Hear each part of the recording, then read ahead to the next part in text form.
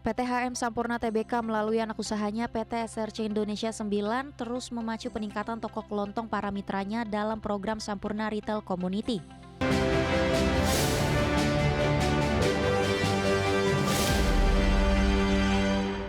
PT HM Sampurna Tbk melalui program Sampurna Retail Community atau SRC yang dijalankan oleh anak perusahaannya terus memoles ekosistem toko kelontong mitranya untuk mendorong digitalisasi, peningkatan omset, dan pemberdayaan ekonomi rakyat di seluruh penjuru tanah air. Toko kelontong SRC saat ini terus memperluas bisnisnya dengan menjual produk digital dan layanan pembayaran. PT HM Sampurna Tbk melalui anak usahanya PT SRC Indonesia 9 terus memacu peningkatan toko kelontong para mitranya dalam program Sampurna Retail Community. Dalam laporan terbaru, Presiden Direktur HMSP Ivan Cahyadi menyebut bahwa rata-rata omzet toko kelontong yang tergabung dalam RSC meningkat hingga 42% sejak menjadi mitra SRC. Selain itu, sekitar 92% toko telah terdigitalisasi, menunjukkan dampak nyata program ini dalam mentransformasi usaha tradisional menjadi lebih adaptif terhadap era digital. Sejak digulirkan pada tahun 2008, jaringan Sampurna Retail Community telah berkembang pesat dengan lebih dari 250.000 toko kelontong yang tergabung di seluruh Indonesia. SRC juga bekerja sama dengan ribuan grosir dan paguyuban toko lokal, memperkuat keterhubungan dan volume perdagangan di tingkat komunitas. Program SRC tak hanya soal bisnis rutinitas toko kelontong, program ini juga terintegrasi dengan upaya kolaborasi multisektor termasuk pelatihan digital, akses ke layanan finansial, dan transformasi digital keuangan. Sehingga pengusaha UMKM lebih siap bersaing di pasar modern sesuai dengan intervensi strategis pemerintah dan pelaku industri retail. Keberadaan ekosistem SRC juga dipandang memberi dampak ekonomi luas di tingkat lokal, termasuk membuka akses pasar yang lebih besar bagi produk lokal, meningkatkan daya saing usaha mikro, serta menciptakan lapangan kerja di komunitas sekitar toko kelontong. Program ini menegaskan peran HMSP bukan hanya sebagai produsen tembakau, tetapi juga sebagai fasilitator pemberdayaan ekonomi rakyat di tingkat akar rumput. Secara keseluruhan, program Sampurna Retail Community yang terus dimoles dan diperkuat oleh PT HM Sampurna Tbk telah tumbuh menjadi ekosistem retail tradisional yang mampu mengangkat omzet, memperluas jaringan digital, dan memberdayakan UMKM lokal. Langkah ini memperlihatkan bagaimana kolaborasi antara korporasi besar dan bisnis mikro dapat menciptakan dampak sosial ekonomi nyata di masyarakat luas. Berbagi sumber IDX Channel. Wakil Ketua Komisi 8 DPR, Abidin Fikri, meminta Menteri Sosial Saifullah Yusuf percepat pembangunan sekolah rakyat. Sebab banyak sekolah rakyat di berbagai sentra dan balai Kemensos yang kelebihan kapasitas sehingga terancam tidak bisa menerima siswa baru tahun ajaran 2026-2027. Abidin menjelaskan skema kenaikan kelas pada Juli 2026 akan menimbulkan masalah serius. Siswa yang saat ini duduk di kelas 1 SMP atau SMA akan naik ke kelas 2, namun ruang kelas untuk siswa baru tidak tersedia lantaran seluruh fasilitas gedung sudah terisi penuh.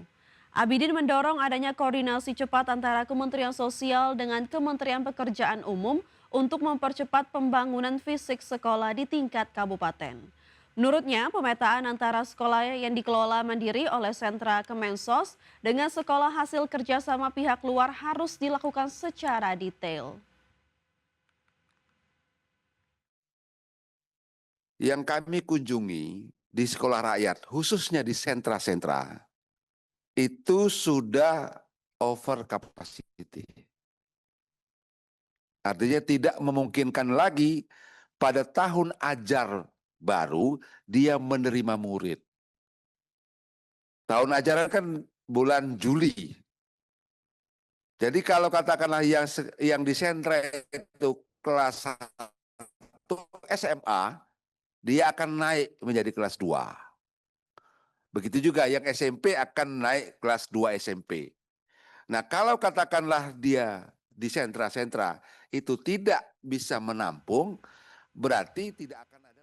PT Rukun Raharja Tbk mengumumkan rencana pembelian kembali saham atau buyback dengan nilai maksimum 250 miliar rupiah.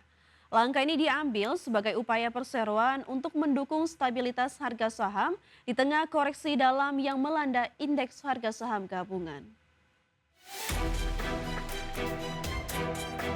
Emiten energi PT Rukun Raharja Tbk atau Raja bersiap melakukan aksi buyback setelah indeks harga saham gabungan rontok 7,35% pada perdagangan Rabu kemarin.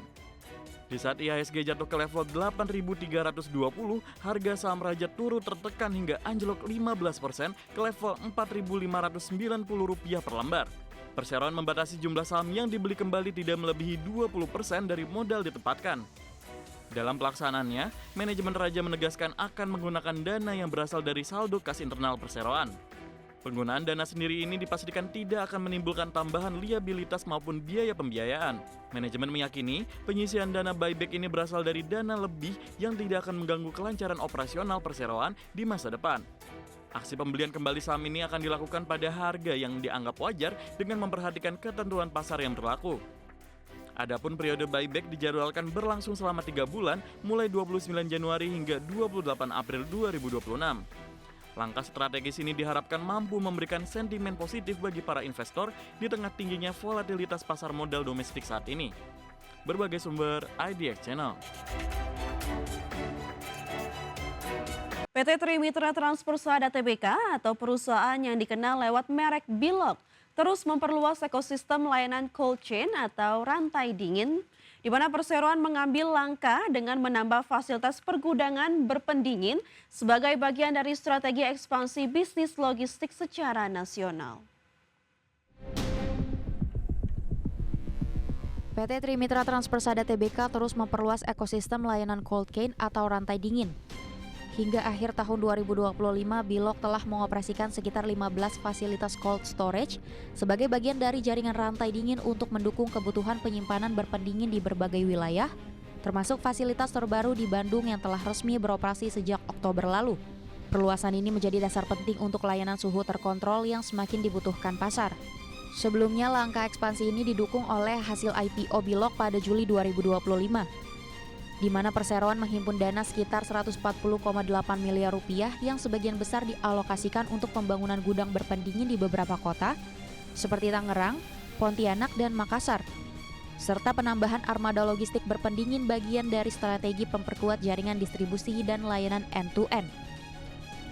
Ekspansi fasilitas cold storage Bilog menunjukkan fokus strategis perusahaan menjawab permintaan pasar akan logistik berpendingin yang terus meningkat, terutama dari sektor makanan, farmasi, hingga baterai yang menuntut kontrol suhu ketat sepanjang rantai pasok. Dengan memperkuat cold storage dan integrasi armada, layanan Bilog semakin siap memberikan solusi logistik komprehensif di seluruh Indonesia. Sebagai perusahaan logistik terintegrasi yang kini bertransformasi bergerak dari layanan 2PL menjadi 3PL dengan dukungan infrastruktur pergudangan dan teknologi, Bilog memperkuat posisinya untuk menjawab kebutuhan pelanggan besar. Optimisme ekspansi cold chain ini sekaligus memperluas kapasitas layanan, memperkuat jaringan nasional, serta mendukung pertumbuhan pendapatan perusahaan dalam jangka menengah ke depan. Berbagai sumber IDX Channel.